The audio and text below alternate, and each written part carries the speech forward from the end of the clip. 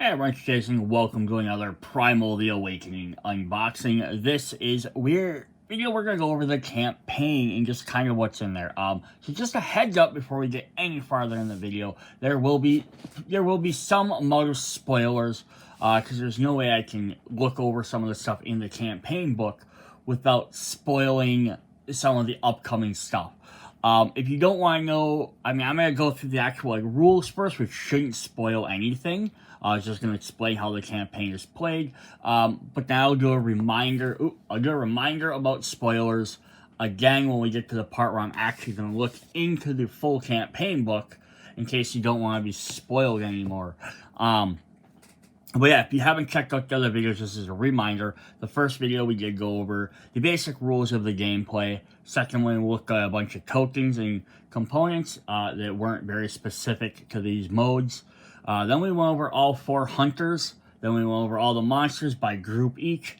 The only cards we did not go over, we did mention kind of in the hunters, is we didn't go over reward cards. So we do get a stack of deck here that are rewards. There are some special items there for the campaign. There's some various new equipment. There's some new potions. Let me find a potion card. Yeah, there's a potion card. There's some potions that are rewarded for doing stuff during the campaign. And I did not go over these during the video talking about the items and stuff like that because they're only available.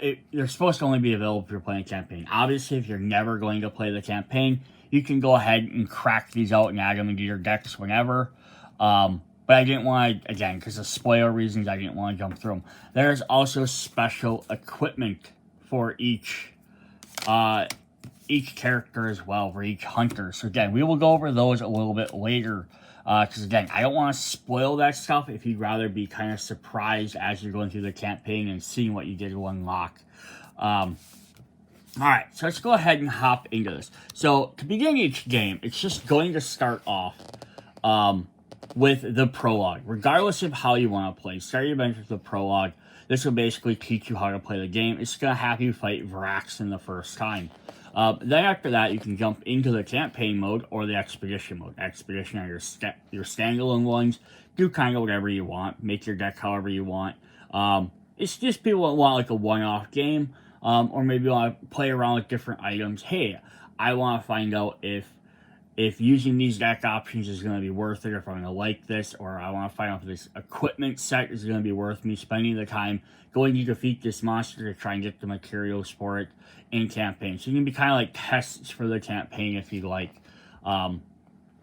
But with the campaign modes, it's going to say discover a story to be discovered. Choose your own path through 30 different campaign quests to explore the lore of the game. Craft your weapons and equipment using materials collected from slaying monster. Character progression, level up your characters, and customize your deck. The other really cool thing about the whole story in the campaign is there's this big giant prologue page, which I'm not going to read through. But it explains what you're doing, why you're doing it. There's lore behind it. Then, during the campaign, we'll soon get to the book. At the end, there's always this stuff will show stuff you unlocked or things you have to do. This is just teaching you how to read it. But there will be various things. There will be questions. There will be lore. So as you take certain paths, you'll learn more about the world from one way. But if you defeat other certain quests, you'll learn other different information. Sometimes defeating certain quests gets you different rewards than defeating other certain quests. So it's kind of a fun challenge, because that way you can replay the campaign several times without having the exact same experience every time, and you can learn about the game. Granted, after you probably played the game, I don't know how many times it takes you to get through everything. 5 to 10 times maybe, I can't say for sure. Yeah, that's going to be the same story over and over. And if you've been playing over and over, you're probably going to start skipping some of the story for the first couple till you get to a new one. But that's entirely up to you and your playgroup. So this is the beginning part, just explaining how to play the game. We want to skip through all that. We want to get to the end of the prologue. So here's going to say, congratulations on completing the prologue. Begin your adventures in the worlds of Thyria. Read the next section, campaign rules, to learn how to set up for your first campaign run. So this rule book explains how to do that. We're going to kind of go over this a little bit more in depth than we did in the first one. The campaign is structured into 11 chapters. So each time you play, you're going to essentially play 11 of the 30 quests. Now, the Prologue doesn't count, so fighting Varaxin does not count as one of those 11. And then the last one is always going to be the boss, the Awakening. So you're playing 10 different battles every time. So 10 different stories. So that essentially means if you only defeat one each time, you can play 3 times in a row. Now, it's just the base game. Once you add all the expansions, they add about another 30 more. So that gets you about another 6 playthroughs. But that's, again, if you took... that's on the general assumption you could take go path A, path B, then path C, which might not always be the option. Sometimes you might have to take path A, which then branches to B, and then to C, and then path path 1 branches to A and B, path 2 branches to C and D, or D and E, and then path 3 branches to E and F, right? So it might break up that different ways. You might not be able to just play straight through 3 times. You might have to play through the first couple of missions, 3 or 4 times to unlock each branching path. Very possible.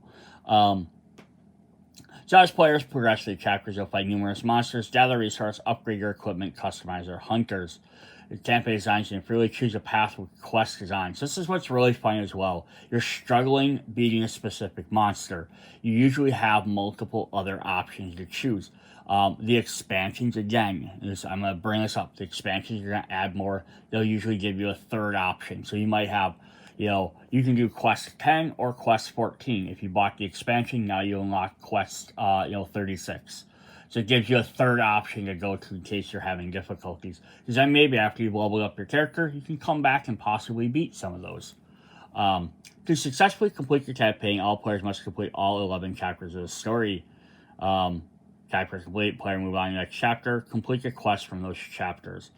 If you play the Hunter's Trial variant rules, you'll be given a score as a measure of your success. You better replay the campaign as often as you wish. After you have completed a campaign for the first time, there still remain much undiscovered. Backgrounds still remain the same, but playing through different campaigns will give you the opportunity to encounter different monsters, unlock different quest path rewards, uncover more lore of the game. Does say play the prologue, though. The prologue is a necessary step in your campaign mode. Each time you start a campaign with the prologue 0. So, here's the thing I can maybe argue, though, is after you beat the campaign once, if you're going to play this, second, third, fourth time you play, as long as you're playing with the same group who's played the game before, you could probably skip the prologue if you would choose. Or, you could potentially, and I'm not sure if it's going to mention it, you fight Varaxin to start with. Since every character has a prologue mode, every monster, you could fight a different monster for the prologue mode. It's just going to make then the start of the game seem a little odd. And it's kind of spoilers. It's because the first stuff you unlock, you beat a fire monster, and then you unlock the fire forge with fire elements because you beat a fire monster. So if you switched up to a different monster during prologue, that's not going to make sense. But that's, again, always your call. Your game, do what you like to do. Explore the detail. Take the time to read through the narrative, content of each scenario you play. Set the right atmosphere at the table. Pay attention to the details in the text. Not only immerse you in the game world, but often contain clues for understanding and interpreting the plot. Take notes. If you find it helpful, taking notes can assist you in keeping track of important information and connecting the clues you uncover along the way. Ask breaching questions and form hypothesis to enhance and collaborate the experience of the game. Begin each chapter of the campaign with a recap of the lore gathered at that point. After completing a quest, we encourage your fellow players to raise questions about the scenario and the plot, engage in conversations, and collect hypotheses. Uncover the narrative puzzle. As you progress through the campaign, you'll gather numerous pieces of information that will gradually come together to shape the mystery concealed within the plot. No one will unveil the secrets of the awakening to you. You, the hunter, is the only one to have the opportunity. So, with this, just as kind of like this prologue section here, we can kind of use this as an example. There's a lot of text like this during each campaign. Maybe not as necessarily this much, but sometimes there is, maybe possibly more. And if you're like, well, I'm not going to read all that. I'm just going to hop into the campaign mode. I'm not going to say you can't do that. Again, your game, do what you'd like to do. But if you're going to just skip reading anything and you're just going to want to jump in and just do battle, just play Expedition mode. There's no reason to do the campaign mode if you're not going to participate in the story part of the campaign. It just kind of doesn't make sense. And if you're like, well, but I don't want to have everything unlocked right away, then just have the thing be like after you beat a monster, you know. I mean, that's the only thing, is you could look on the sheets then and just be like, okay, well, here, if I beat this monster, I get this, I beat this. You could just jump in and do the quests that way and unlock stuff and skip all the story. It's entirely possible to do. It just seems kind of pointless to me. But then again, I play gamer groups that don't always want to do that too. So this is showing all the different contents of the game, because the other stuff is a prologue. Alright, so it's key concepts of this. So in this section, I introduced the Forge, the herbalist, and deck building options. I'm not going to get too terribly in depth in all of this. But we just want this. So the Forge represents locations where you craft weapons used in battle. Each monster in the game is associated with a specific element. For example, Raxon, the monster you conquer in the prologue, is fire. As a reward for defeating monsters, players will be instructed to unlock the Forge associated with that monster's element. Once unlocked, a Forge can become available for all players to use for the campaign.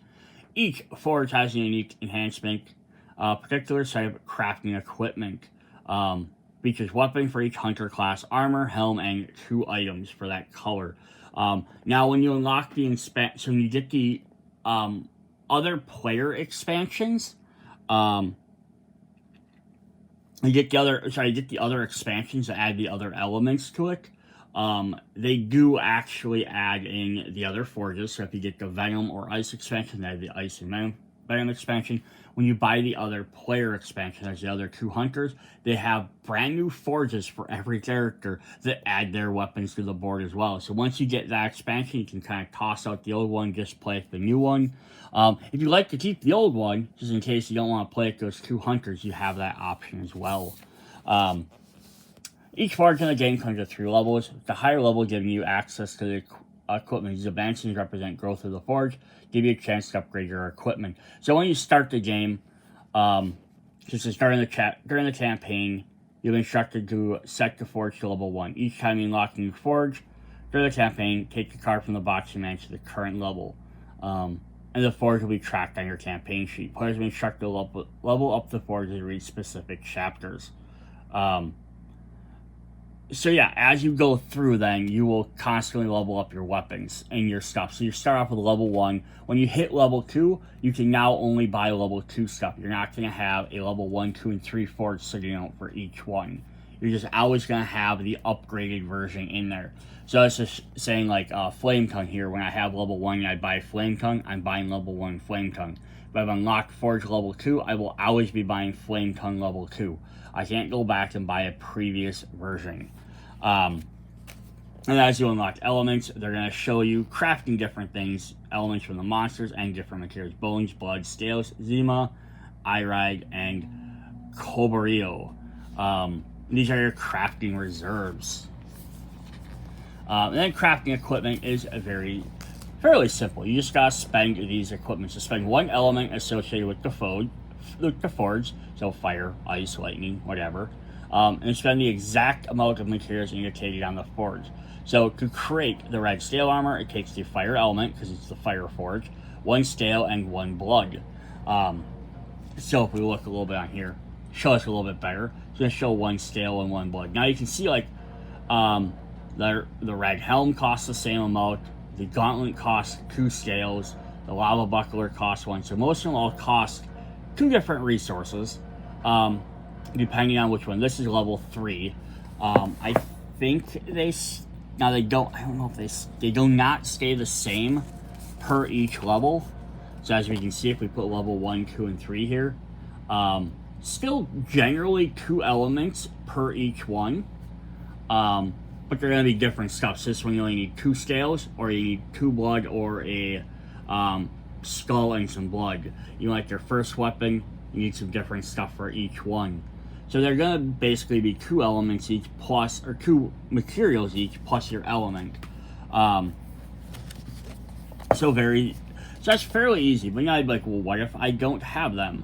You can only craft stuff that matches your board.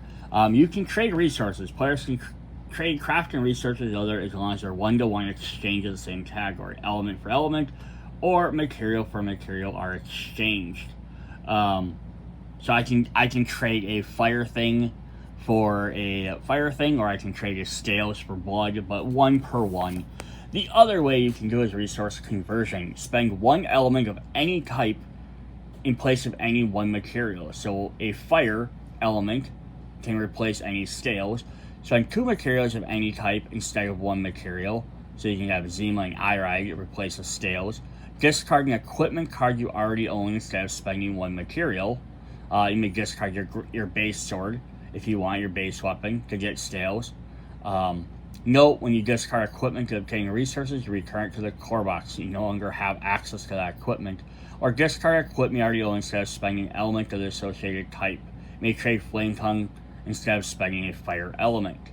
So yeah, your equipment cards can reference, so if you have your base stuff, once you've upgraded to something else, you could always get rid of your base stuff for an extra resource or an element or extra material, which is very nice. Just helpful extra resource, because you're not going to ever need to go back. There's no weakness in it on the characters generally. The only thing would be with your weapons, but that might be only one reason to maybe keep it. If you pick a weapon like that drops all your stats down to 4, and you don't have another weapon to back it up, you might want to go back to your base weapon, which gets you back up to 6 of each card. So for example there, you have your fire element, 1 horn in place of the scales, and your great sword in place of blood to upgrade to red scale armor. So it doesn't have to be a sword for a sword. Or to upgrade your equipment, you can take your level 1 Flame Tongue and get rid of it for the level 2 Flame Tongue. Because you're upgrading it to a new weapon. So very cool. Lots of different ways to do that. And then we also have the Herbalist, which lets you create potions. Herbalist has similar structure in the Forge. Lists the plants required for 6 different potions, each with their corresponding specific potion card. Just like the Forge, it'll upgrade throughout the game. The plant resources are Nelia, Milis, Taramek, Ilblanca, Anthemum, and Ciliacora. So if we grab those, and I'm not going to sit here and go through each different forge, but we'll just have our different ones. But yeah, again, twos. It's twos all the way across the board, but you can see the Fire Forge tends to use a lot more blood and scales. The Horn's going to use the bone and the, I don't remember what all these are off the top of my head already. Let's see, green is Cora, bones, and Corboreal, so it's going to use a lot more of that. Thunder is going to use mostly the 2 elements, or the 2 minerals of Iridite and Zima. A couple of scales, some bones, a little bit here and there, but mostly those. Coral is going to use a little bit of combination of scales, Zima, and Cora. I'm just going to keep calling it Koburo. I'm going to keep saying that wrong all the time. Thunder likes a little bit more of a mixture of everything. So it has some blood all over the place, but then it mixes some of the other elements all up in there. And then Metal has lots of the Koro and the Irma, or Iride. So they get different stuff for each one. And then the Herbalist, so if we look at that, so the same thing, it's going to cost two of each, except some of these have the little hash icon, so you can use either one of them. So to get you a little bit more options, but it's still going to cost in general 2 things. And your Elamors, your healing potion, just costs any 2 plants. So you'll probably create that usually the most often. But yeah, so that's how those all work. I'm going to set those off to the side because we're kind of done looking at them. Here, just show you use your 2 different things. So you can craft your potion. Player can now have multiple copies of the same potion card. Now, here's the thing: you make a potion deck, and then each time you prepare a potion, update your plant reserve on your character and move the amount resources spent. But now you can make a deck of potions. So you can in between battles, you could make 3 or 4 different potions if you wanted to, and have them ready to go. Your hunter can then hold up to 3 potions during during a game, if you decide to use them or not. But you guys have more prepped ahead of time. So that's basically all that. Trading plants works the same way as other. When crafting resources may trade plants as long as they trade one for one. But it has to be a plant for a plant. You can't trade an element for a mineral, an element or a mineral for a plant. And then we have single-use effects. Unlike equipment cards, potions are single-use. Once used in combat, they're consumed or removed from the game. You'll have to prepare them again in order to use them. Cool. So that's basically that. I'm not going to go over too much in the deck building. We went over this before in the Hunter thing. But as you play through the campaign, you'll be told to upgrade your skill tree. So you do is you pick one of the skills from branches A through E. You pick level 1. The next time you're told to pick one, you can either pick another one, A through E, or you can pick the level 2 ones if you like to get your extra mastery card, but you always have to go 1 then 2. But each one's a separate point. So if for somehow you're going to be like, to unlock every single one, you'd have to have 10 points. You have to have 10 for each. I don't know if you get that many throughout the game. But yeah, that's how that works. But each one will unlock you 2 cards, and the last one will also get you a mastery. And then you can upgrade build your weapon with all that. We went over that stuff in the Hunter thing, so I'm not going to get too much into that. Then they have the weaknesses for the monsters. Having different equipment gives you better bonuses. Alright, then we have quest cards. So before I get into that, I want to look at this campaign book that they keep talking about. So you have your little sheet here for your characters. Your player name, what class you are, great sword, great bow, hammer, or sword and shield, or you can write the name of the character down if you want. Your skill tree, so as you unlock these, you can mark off which ones. If this is sitting that way, I'm playing a campaign game, and I'm playing Garon the Great Sword. I've unlocked A1, B1, and A2 in the campaign. I have, 6 scales, 2 bones, 1 blood, none of the rest of them. I have a couple of plants. I have a couple elements built up, right? You can mark all these off, write the little numbers on there, like I have this. You have to erase these, so don't use a pen. Use a pencil so you can erase these and keep marking them back, changing the numbers on these. Or you can keep, making little notches, I guess, however works for you. And then that way, if I get done a campaign, I played 6 chapters, we're up to chapter 6, we're taking a break. Then you decide to, hey, we're going to have a casual game with some new people or whatever. You can go ahead and reshuffle the cards, give everyone back their stuff, and people can go ahead and play the game. And then you want to reset, you just have to okay, I got to grab these cards, I already have my elements. During the Kickstarter campaign, some of these materials, plants, and elements were going to be actual physical cards. They changed them to just writing them down. And I'm guessing that's just for quicker setups. You don't then have to, okay, now I have to reshuffle the materials and the plants out, and I have to dish out 3 or 4 more of each one. Not to obviously be maybe something you like, if you like to ever upgrade your game. That's something you could kind of do. Maybe make it easier mental for people. I have 3 of these, 2 of these by physically having them, and then spending them. That's up to you. Then the note spot on the bottom is to actually keep track of notes throughout the game. So you're playing through the campaign, we're reading them stories, and it says, and this is not anywhere near canon to this is me saying an example. If it says something like, head to the Crystal Isles to solve the mystery of this, or to find the Dragon Stone, go to the swamp. You might want to write that down as a reminder, hey, we need to look for the Dragon Stone in the swamp. So you might want to look for a quest that comes up that takes you to the swamp. That's kind of what the idea is just do stuff like that. Then the other book we get is our campaign chapter book. So here we'll keep track of our campaign chapters. So as you complete each one, you can mark them off. Like again, if I played up through 6, I can mark off numbers up through 6 to show where I'm at, so I can jump in quick. Show you what trophies I've beat. So there's all of the monsters, including the expansion ones at the bottom. So there's like 20 of them. 4, 5, 6, 7, 8, 9, 10, 11, 22 monsters.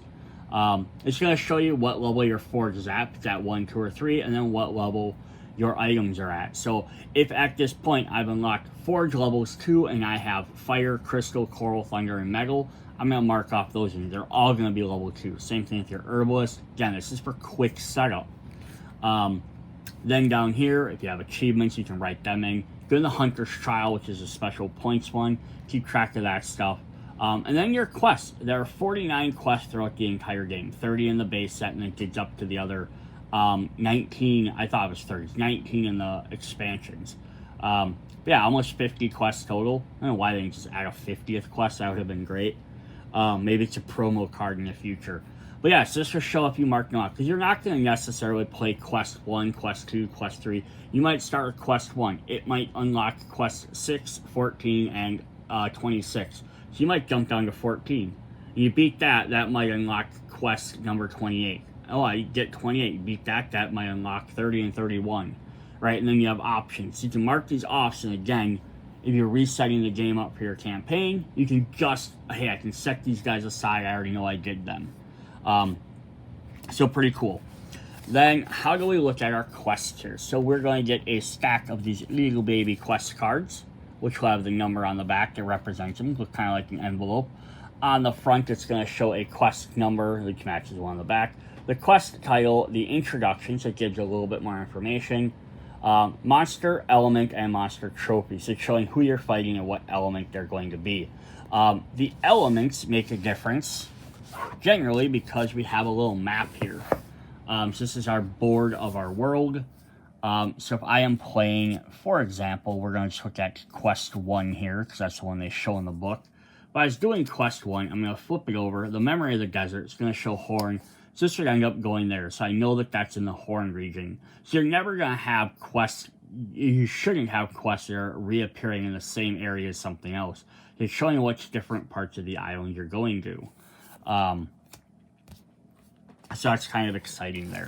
Then when we get into the actual campaign book, so if I am playing Quest 1, I'm going to look for quest scenario number 1. If I beat it, I can go to rewards. I'm going to look for reward number 1. If it expires because I don't take it quick enough, we're going to go to expiration number 1. So they all match up to that card, so it's very easy to tell what you're looking for. This game is all about that quick iconography. So the quest board represents the map of Theria, features 9 spaces, includes both the core game and the expansions. I do love that they included a lot of the expansion concepts right into the core game. Like, I get, like, the Forge cards had to come separate, the extra weapons for the other characters, but lots of the other stuff is really helpful, so you don't have to, oh, I have to have a brand new board for this, or I have to have a brand new this for that. Kind of makes sense. You just won't use them spaces on the outside if you're playing, if you have the expansion, which would be, just 3 of them, which isn't terrible. Each item struck unlock a quest. Search the quest deck for the corresponding card. Place it on the quest board. And that's what's nice, because it tells you to look for them. You place them all face down. Oh, I need quest number 11. There's number 11. And you don't have to see what's on the other side. And then you flip them over when you play them. Available quests that have the same monster element are placed in the same space on the quest board. Okay, so you might have to place some on the same one. So you might go with multiple of the same depending on how you go. Some quests are available for a limited amount of time because they expire when you reach specific chapters. When a quest expires, if that quest is available on your quest board, remove it from the game and immediately search the quest expiration chapter of the campaign book for the expiration paragraph.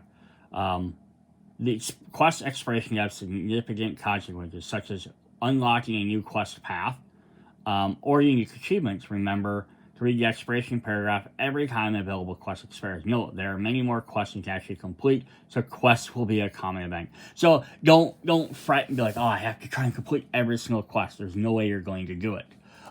Some are going to expire, but sometimes when they expire, again, let's say I'm playing Quest 1, I have to fight, is it Tormax? I believe it's who we're fighting in there. On the first one. And you just can't beat him, right? He's just too hard for you, for whatever reason. Your deck, you need to go upgrade.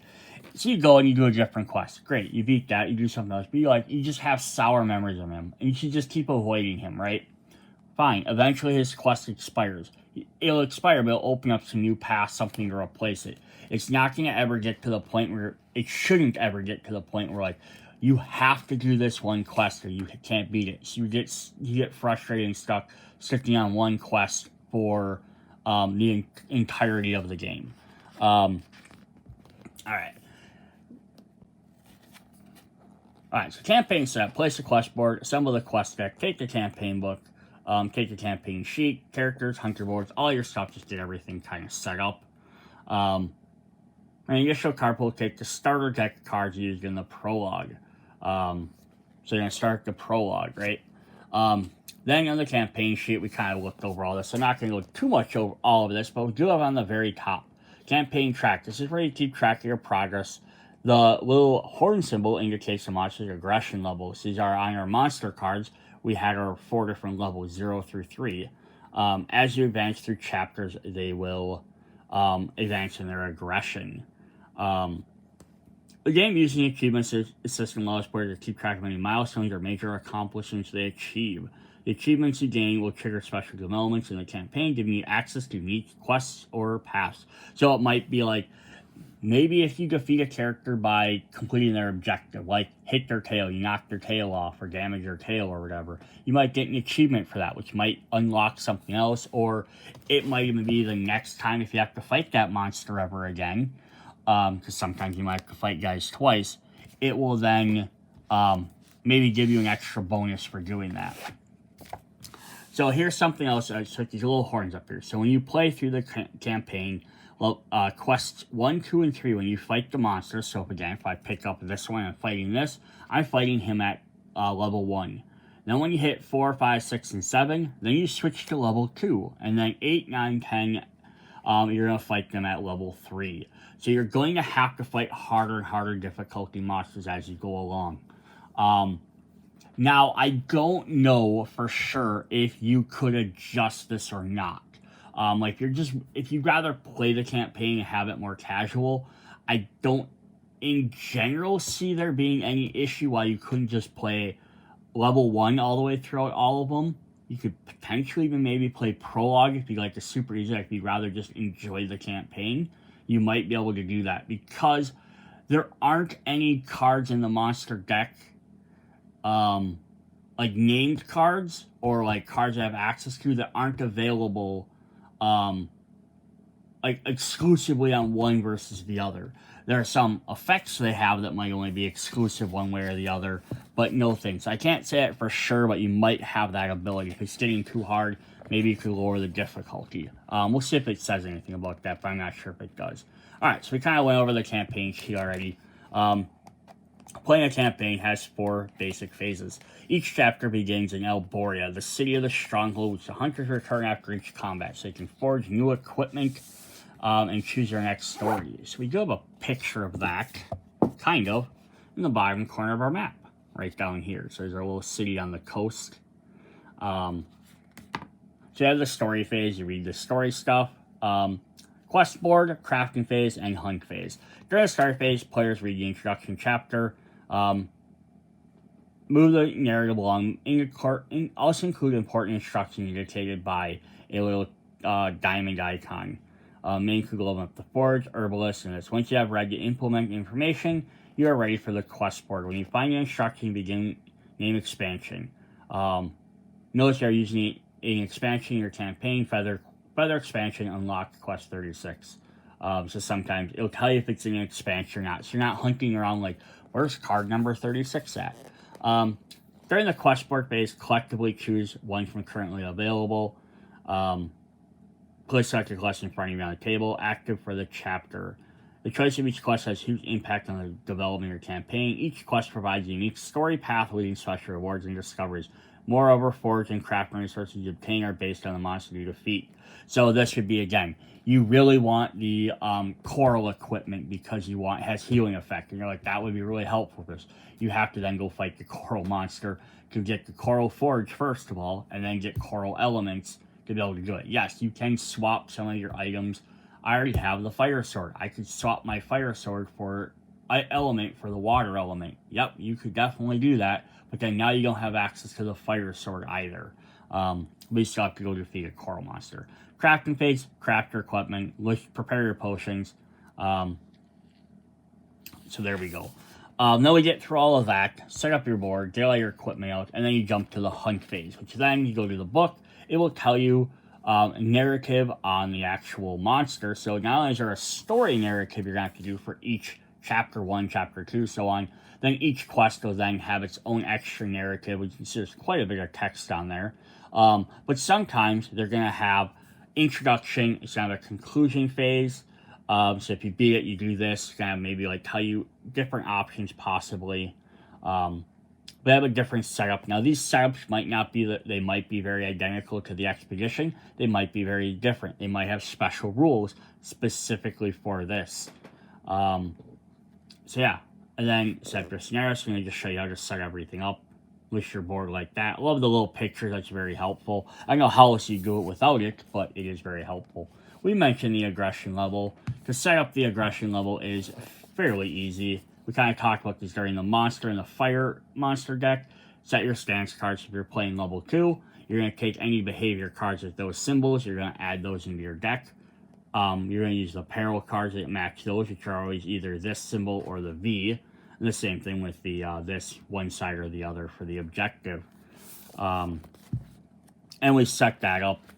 Then if we end this scenario, so that's one thing I love about the way this is set for the campaign. Read your story, right? Do all that stuff. Craft your weapons, craft your deck. Cool. Then we're jumping into the hunt phase. Once that hunt phase begins, you're just doing the monster. You're just playing the game. There's no halfway through the turn you have to stop and go back to the thing. There's no buying options. I mean, I love deck building games and stuff, but sometimes that having to stop and like, okay, do I want to buy this card? Do I want to buy that card to upgrade during my turn? That slows down the pace of just getting to play the playing part of the game sometimes. It's kind of fun that this one just kind of moves along from there. End of the scenario, if you succeed in completing the quest, read your narrative conclusion, gain your rewards on the reward page, add the monster trophy, discard the completed quest, and advance to the next campaign chapter. If you fail, play through the chapter again, starting from the quest board.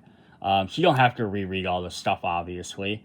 Place the failed quest back in its corresponding space. You can choose to play the same quest again. Hey, we lost, but it was because I made this huge mistake here, or I forgot that he could do this, or whatever. Let's try him again. We can beat him this time. Or be like, dang, he wiped us hard. Pick a different scenario.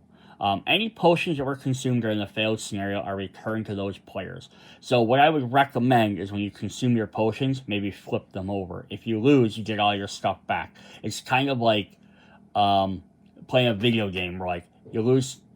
I mean, not exactly like in the sense you lose you did, but it's like if you die in a video game, you go back to your respawn point or your last save point. And that's kind of how this works. You back up to your save point instead of losing stuff that you would have had. Although whether you succeed or fail, each player removes all wounds from their deck at the end of the scenario. So you don't have to deal with those anymore. Monsters are designed to be tough, so losing a fight is all part of the experience.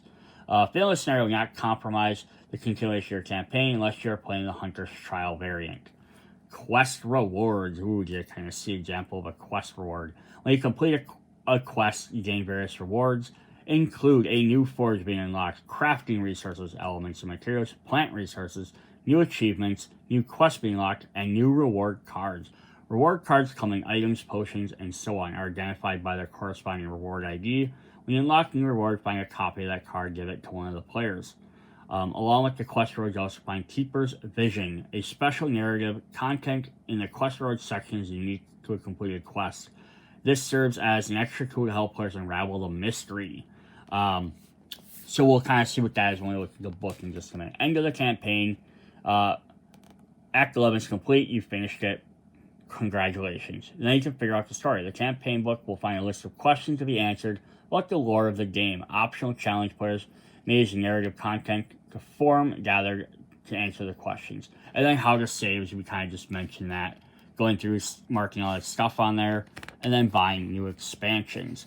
And then the Hunter's variant, which is the last one we're going to go through before we look at the book and the cards. Hunter's Trial is for experienced players who want to put their skill to the test. You must decide if you want to use it in starting a campaign. We recommend that you play a standard rule list for your first campaign. Each time you fail a scenario, mark on the defeated track, so down here, the defeat track, you fill all 3 spaces, the campaign is over. So now, you only get 3 lives, essentially. Each time you successfully complete a scenario, reset the defeat track, then add the number of defeats erased this way. The total defeats on the space, total defeats on a space campaign sheet, while the defeat track decreases each time you successfully go 0, the total defeats tallies. So you get 3 tries until you beat something. If you can't beat something after 3 tries, whether it's the same mission or a different quest or whatever, then you lose overall. But if you manage to defeat one, that resets, but it does keep track of them defeats. If you successfully complete a scenario on the first try, gain 2 Valor points.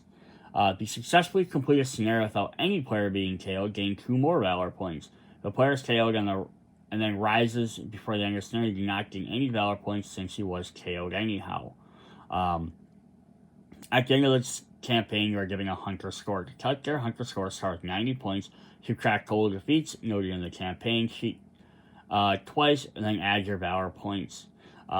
So, example, 90 times 2 total number of defeats plus your Valor. You can get Dragon Slayer, Beastmaster, Commander, Prime Hunter, Expert, or Rookie. So it's kind of just a way to like challenge yourself a little bit more. It doesn't change how the game works, doesn't change the scenario, doesn't change anything in the battles. It's just kind of keeping track of that. Alright, so then if we want to jump into play, we're going to look at the campaign book. So this is our spoiler warning. Again, there will be spoilers for the campaign. I'm not going to go through and read stuff in the campaign. I'm not going to reveal everything. But I'm going to show off elements of the campaign book. And then we're going to look at the reward cards. So there will be spoilers for what will be coming up. So if you don't want them, this is your last chance to end. So yeah, if we start off, here's our first big map, which is really cool. Endless Swamp, Dragon Ridge Mountains, the Goldark Mountains, Vinatar, Crystal Plateau, Sunset Plains, Waltar, Niz of Margara, and Riverlands. And then Alboria is where our space is. So Chapter 1 campaign. So at the start of the chapter, you're going to read all this text. And then at the bottom here, it's going to say what you do. So this is after you beat the prologue. Add racks into your trophies by marking your campaign sheet. Continue to the next page. Then we'll have more story, lore, and then it says, set Forge to level 1, unlock Forge, each player gains 2 fire, and then 4 materials. So this will let you basically create a weapon and an item, more or less. Now, you don't have to go ahead and spend all your stuff right now and create a fire weapon and fire armor. You might want to help out in the next thing. You might decide, you know what, I think we're good. We'll unlock the next one. I'll have more elements to spend on that one. And then you also get your herbalist up, and again, it's going to give you 5 different flowers. So basically, you can create 2 different potions because they cost 2 each. So you can create, most people will probably create a health potion, and then you can create an extra additional one. Then end of part 4, it says unlock quest 1 and 2. Each player upgrades your card pool.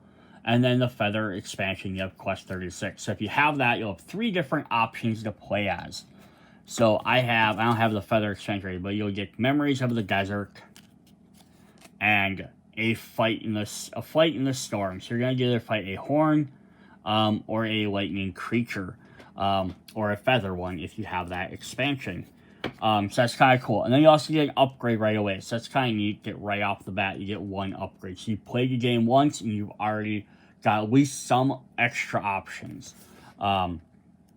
So now we go to the next page. Now it's going to have Chapter 2. It's going to tell you what you do for each one of them. 3, 4, 5. I'm not going to look at every single one of them. Eventually, we're going to get to Chapter... we have some of these. I'm going to look at quick in Chapter 10 here. So it says, people unlock quest 30 unless you have the 3 spears or the Echoes of the Fall. If you have the 3 spears, unlock quest 29. Quest 13 is now going to expire.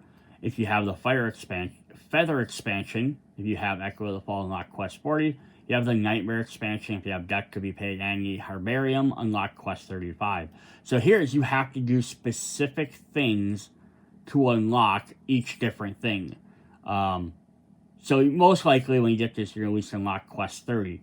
But if you have different other ones, you might unlock some other, 3 other, possibly 4 other different quests. I don't know if you can collect all 3 of them at the same time or not. And then we have some lore questions and stuff at the end. I'm not going to get into that. Then we have the Awakening, which is the boss, which we're going to look over in a second video here. And then we have some conclusions for that game. So we have quest scenarios. We're going to look at the first quest here. Again, I'm not going to get into read all of this, but just give you an example of the first quest that's available since everyone will get into it. Behavior deck. So it's going to give you some different stuff. So we just crashing, charging, out of control. All of the behavior decks are going to be out of play until instructed to interact with them. Uses dust tokens to keep them aside. Hardening track, set it to 0. And then special attrition. Remove the 2 base attrition cards, the value of 1 from the deck, and add them in there. So it's going to specifically tell you how to set these up. And do its different stuff when you play them. And then you have an introduction. It's going to talk about why you're fighting them. If you beat them, here's a conclusion. It says, if the current chapter is either 1 or 2, read variant A. Otherwise, read variant B. So yeah, if you complete this right away, you get 1 option of variant A. If you complete it later, you get variant B. And then it says, rewards on page 106. Because otherwise, we'll jump to the next one. It'll be quest 2, which will fight Ozu. And has his deck and explain how his stuff was. And his also says the same thing. This is chapter 1 or 2, conclusion A, otherwise conclusion B. So you get some different options. And that says go to page 106. So you can flip through all the other different monsters. They have all their different setups. Then we have quest rewards and expiration. So on page 106, up at the top here, we have, in the Memory of the Desert, unlock the Horn Forge. Each player gains the following resources, some elements, some materials, and some extra plants. The current chapter is either 1 or 2, unlock quest 4, otherwise unlock quest 6. So again, you beat this very early on, you're going to go to quest 4. If you save this, Torment is way too hard, you save him for later, but then you come back after you bought some extra equipment, you made him weak, right? You upgraded your stuff. Hey, we beat him after that. Now you unlock quest 6 instead. Then they also have Blood Vision, which is extra little story things.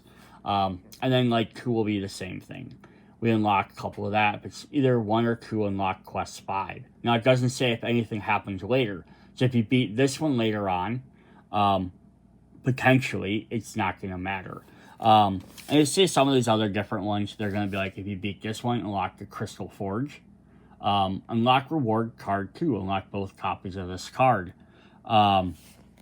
Or up here, we're going to have gain achievements, the Art and Dust, and the Gold Arcs People. Unlock reward card 1, and unlock the Metal Forge. So those are those different things that we referenced in the one thing where it said, if you had this, you do this, and that's what those are going to be. Then for Expiration.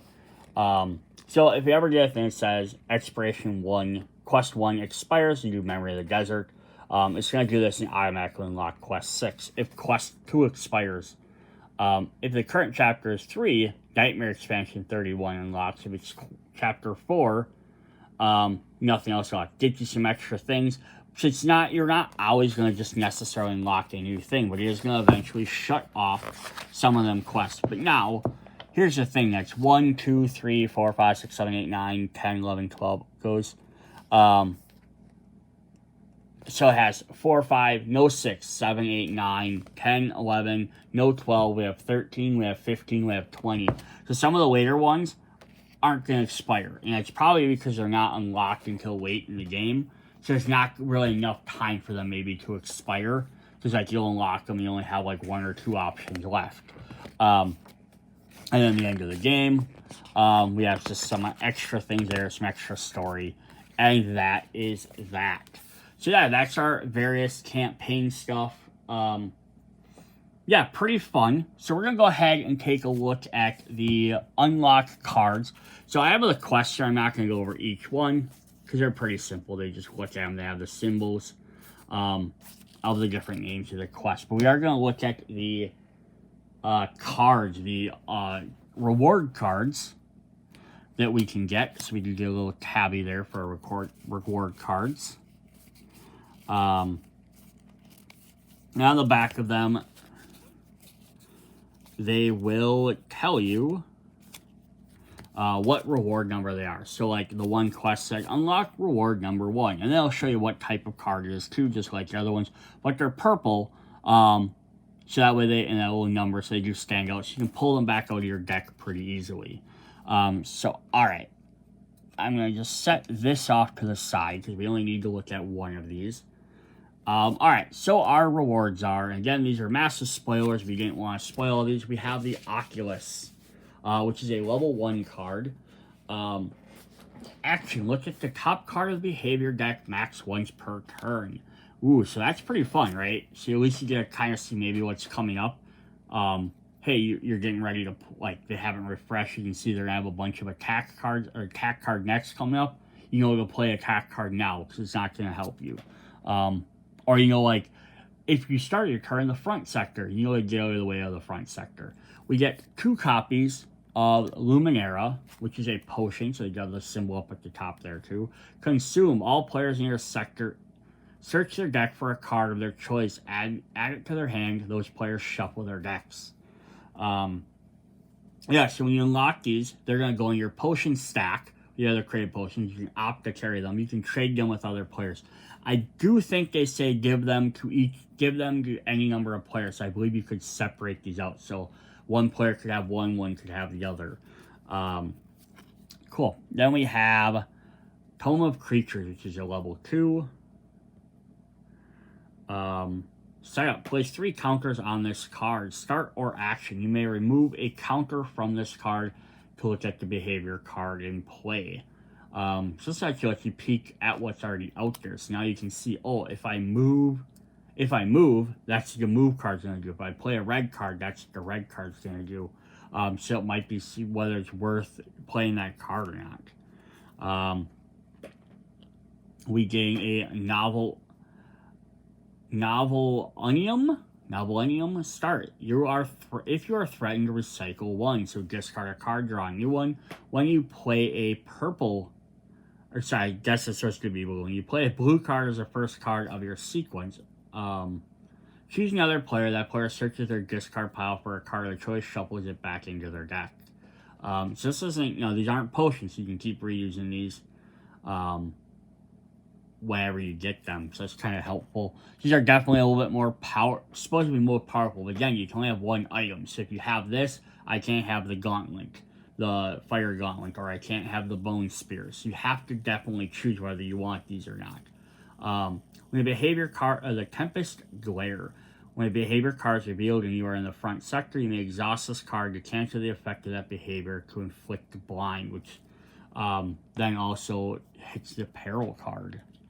Skeletal Web, level 3. When the monster turns to your sector, you may exhaust a card and reveal 2 aggro cards from your hand to remove all struggle. Ooh, that's fun. We get 2 more potions. Draconis, which is a level 3. Consume, suffer 3 damage. Behavior cards do not trigger during your next turn in this round. Taking 3 damage kind of sucks with the fact you cannot have anything trigger. Again, there's a couple of rampaging cards, couple of red cards. You just need to go all out attacking. Do it, right?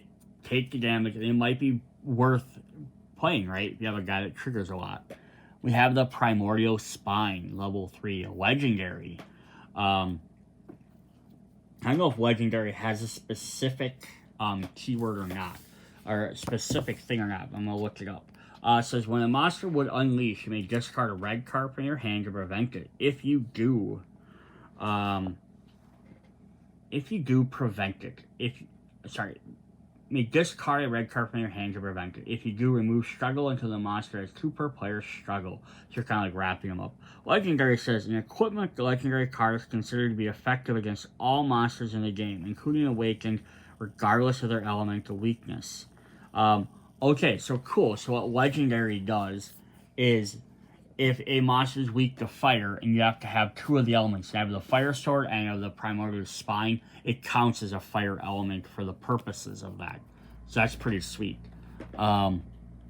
Tempest Horn, level 3, also legendary. At the start of the round, you may exhaust this card. If you do, skip your consumed phase of this round and choose one instead. All players draw 1 card or remove 2 players per struggle.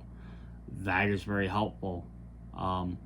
It's not going to have to consume very often. You only have a couple of potions, but that could be very good.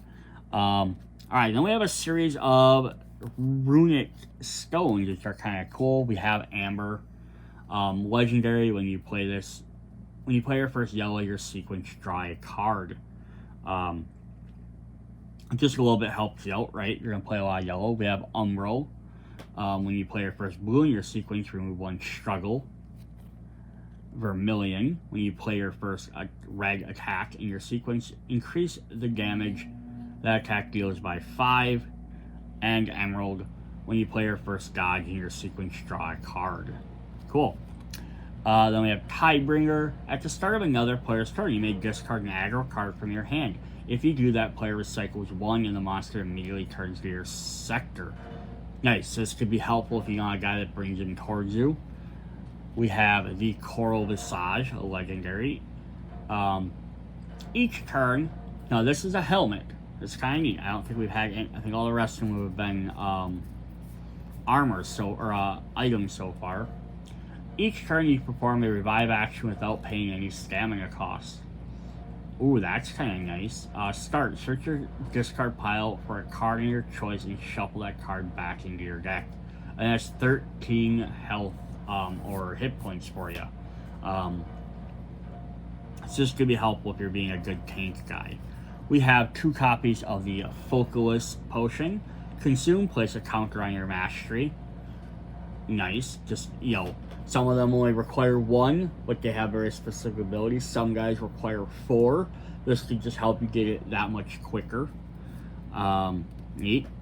We have the Obsidian Scythe. If you play a blue card, when you play a blue card, if you pay with a red, deal 7 damage. That's fun, actual sequence. Then we have a series of rings. We have the Arceum Ring in red. The monster suffers a wound. Search your deck for a red card, add to your hand, then shuffle. And then we have the Arceum Ring in blue. When it suffers a wound, you search your deck for a blue card, add to your hand. Arceum Green suffers a wound. Search your deck for a green card. And then Arceum Yellow, search your deck for a yellow. Then the last main one we have is the Abominable Shield. Legendary. When you would place a complete token on your armor or helm, you may exhaust this card instead. That's cool. So, right, extra item just kind of helps keep you alive for another hit. And this is also probably one of these cards where people say, why do you have potentially three wound cards at some point? This is one of the reasons why, because, or why you have multiple wounds.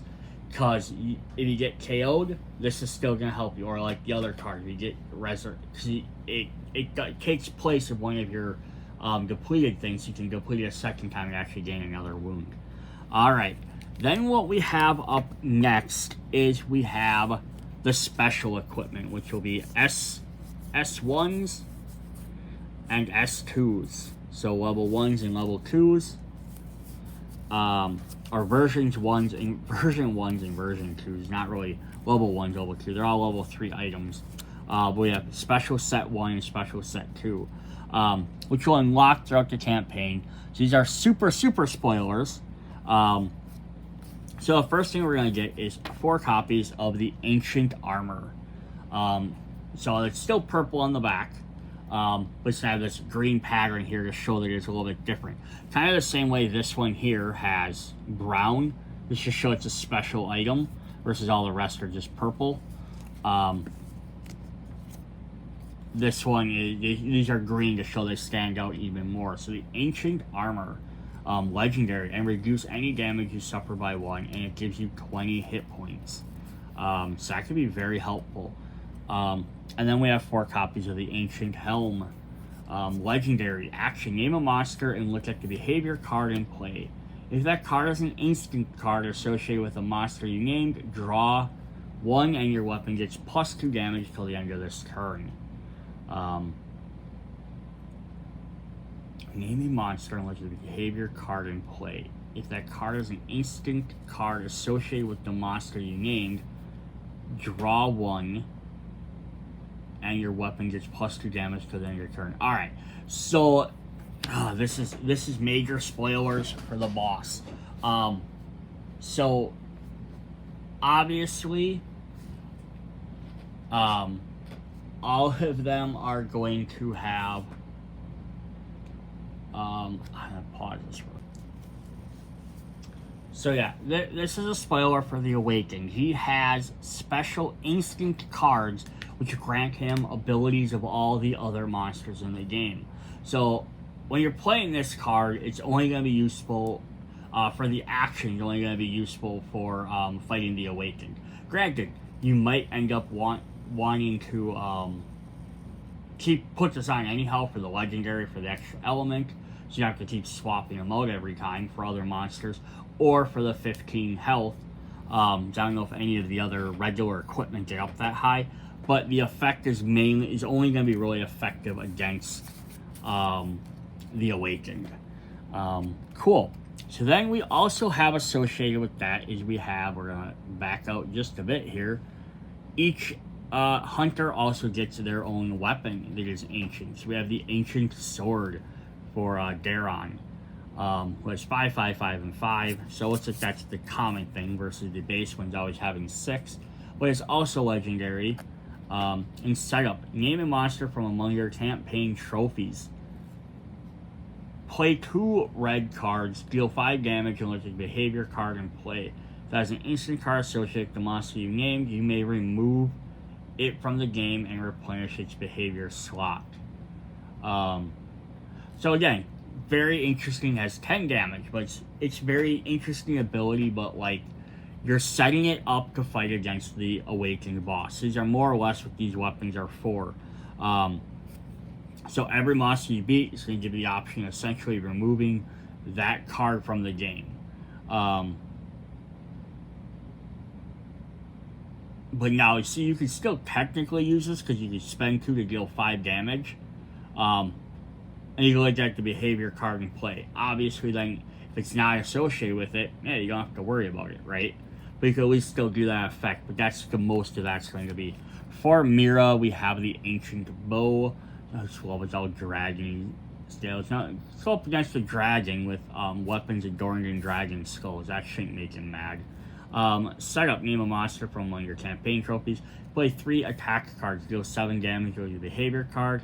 It's an instant associated monster name, remove it from the game. The only thing that sucks about that is that the setups, you have to, basically it's like if you're like, I know Varaxion's a pain, right?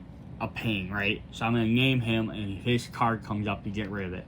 The problem I see with this as being a thing is because it's set up, is it's overall going to hinge on whether A, you fought that monster, and then B, because you randomly take 10 of the 20, potentially 22, if you're playing with the expansions, the 22 cards, and you're putting them in the deck. You can opt to stack the deck and pick 10 out specifically, but if you're only playing with about half, that's going to make a difference. Even if you're playing with I think the core set, you might be, what is there? 2, 4, 6, 8, 10, 12. So there's still 12. So there's always that potential that the 2 that you don't select randomly might be one of the guys you named. And as you add the expansions, that just gets harder and harder. So that's the only downside of that, is that it might not even work. We have the Ancient Hammer for Thorg. Name a monster. When you stun the Awakened, deal 7 damage with your behavior cards and remove it. And then finally for Linar, we have the Ancient Shield and Sword, technically. Name a monster, and then Retaliate. Yellow-red, deal 3 damage and search a behavior card for an instant card, so to the monster, remove it from the game. So he's going to get it more often when he retaliates. The other ones have to play specific cards. Cool. That's still neat though, right? You get at least an option, and you might still like the abilities on the other cards, but they might not do as much damage. I have to pull them out and compare them all. Then the last set, you have special equipment, or set number 2, which is this Celestial set, which has Celestial Armor. When you flip the KO token, discard it instead. When you rise, draw 2 cards, set the health points of this card to 30. interesting. So after you die, this doubles in effect. That's kind of neat. Yeah, so basically you only have to deal with it 1 turn instead of 2, and then you get twice as much health. And then we have the Celestial Helm. When you flip a KO token, discard it instead. When you rise, this weapon gets +3 damage. So cool. So that means with these two combined, you normally have 30 health, but once you've got KO'd once, one time you can gain extra hit points and bring up to 45 health. The other time you can up your damage. The other ones were also, they're 15 and 20, so you have 15 more to start with those guys. So that's pretty cool. Now let's see what their weapons do. We have the Celestial Sword for Daron. When a stance card is revealed, heal 2 or draw 1. When you enter a Berserker state, choose another player in your sector. That player's weapon gets +2 damage. Alright, so it says when you enter the Berserker state, choose another player in your sector. That player's weapon gets +2 damage until the end of the round. If the storm level is 6 or more, that weapon gains +4 damage instead. So storm is again is an awakening thing. So these weapons are, the ancient one has to do with his behaviors. This is probably going to have to deal with his storm level and his stances. Also, minor spoiler, I believe the Awakened has 5 stances, right? Yes, so he's going to switch stances more. But yeah, healing 2. So these weapons are meant, different options for you to fight him. Can you use them against other guys? You sure can, but you're going to lose some of their abilities. But they still do 10 damage, which is definitely nice. The Celestial Bow for Mira. When a stance is revealed, heal 2 or draw 1. Sorry, what you're going to say the same. When a Ballista deals damage to the Awakened, perform Volley 2. And 2 blue cards, choose a Ballista, increase the damage it dealt the round by 5. Okay, so this is going to be a little bit different. It's going to deal with his Ballista. So you'll have to check out the Awakening video to see how well they work against him. For Thorg, we have the Celestial Hammer. When a stance card is revealed, heal 2 or draw 1. When a storm level increases, confuse the monster. With 6 or higher, stun him instead. And then finally, we have the Celestial Shield and Sword. When it's revealed, heal 2, draw 1. When the storm level increases, choose a player in your sector to gain a defense token. That is super helpful as well. I want to grab a couple of the regular cards quick. I'm not going to go through all of them.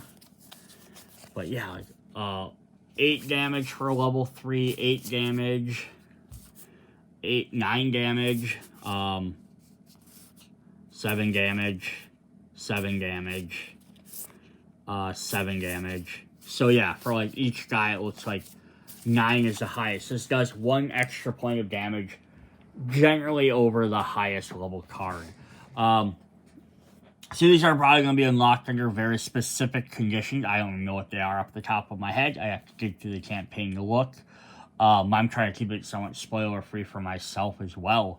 But yeah, they have this kind of neat. We have 2 specialized sets of equipment and armor and weapons to specifically fight the Awakened. Again, you don't have to use them. You like your dex ups. Maybe you like different numbers. Maybe you like the ability to heal. Maybe you got used to some of those other abilities and they work really well. You don't have to change them up if you don't want to. But at least they give you options that are going to kind of specify towards that boss. Also be interesting to see again, maybe how well these work against other monsters, right? They have 5s on there, so they're 1 less card per than your base set. But they're obviously going to do a lot more damage if you're fighting a stance or level 3, aggression level 3 monster. 10 damage, which is probably what you get. So you can do a lot more damage. You're going to get the healing 2 times, right? For stance 2 and stance 3. But then the secondary abilities don't do anything on this one. For the celestial items, they're all basically based off of that. So you're basically getting that. And then with the ancient one, is you're getting the damage, little extra damage thing, 3 damage, 7 damage. Kind of, because this one says when you stun the Awakening, you deal 7. So his actually wouldn't help you at all. But yeah, the other ones will do some extra damage. but they don't have the extra bonus effect on there. So it's kind of interesting. All right, that is what we have for the campaign. Hope you guys enjoy it. So yeah, when we get into the monster and the other hunter expansions, we'll probably have more campaign stuff unlocked. So definitely come back and check those guys out. The last thing we have left for the core box, you've been following all the videos, is we just have to go over the Awakening, but he's going to do his own special video because he has some extra special stuff going on. Of course, he's the boss of the game. And again, there will be spoilers for that. Hope you guys are enjoying these. If so, hit me up in the comments. See you guys later. Bye.